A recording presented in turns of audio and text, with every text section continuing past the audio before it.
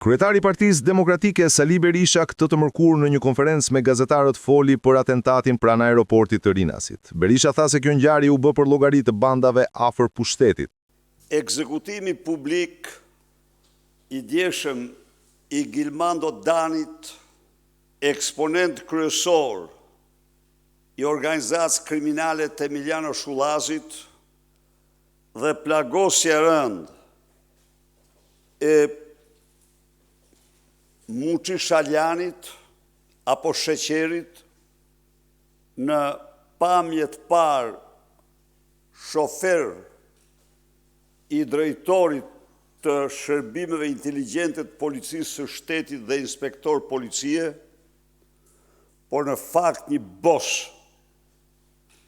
Edhe ky, bashkë me vllain e vet i krimit të organizuar dhe drogës, është një ngjarje e cila u patronua kryekput nga shteti për llogari të bandave me lidhje në të afërta me qeverinë se sa banda e Shullazit.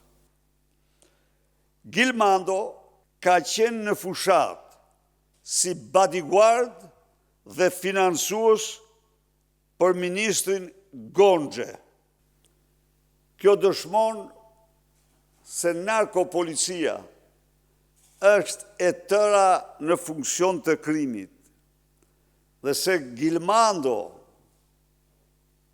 Dani dhe Mustafa Sheqeri apo Muç Shaljani ishin lejtnant kryesor të ministrave të kabinetit të Ramaduros, Ervin Hoxhës dhe Blendi Gonxhes. Kryedemokrati foli edhe për protestat e paralajmëruara më herët, duke theksuar se të hënën opozita do të nisë qendresën para kryeministrisë. Dita e hënë do të jetë dita e fillimit të parlamentit para kryeministrisë, të qytetarëve dhe parlamentarëve. Partia Demokratike ndërmerr tani një fillim të ri,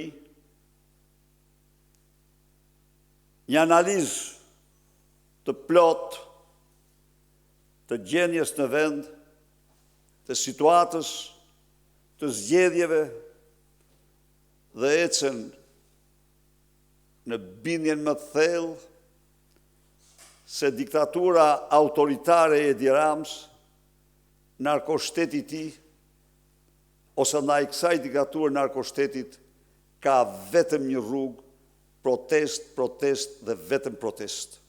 Ndër të tjera, Berisha tha se do të kërkojë ndërheqjen e ministrit të mbrojtjes Piro Vengu dhe ministres brendshme Albana Koçiu pas vrasjes së ndodhur të martën.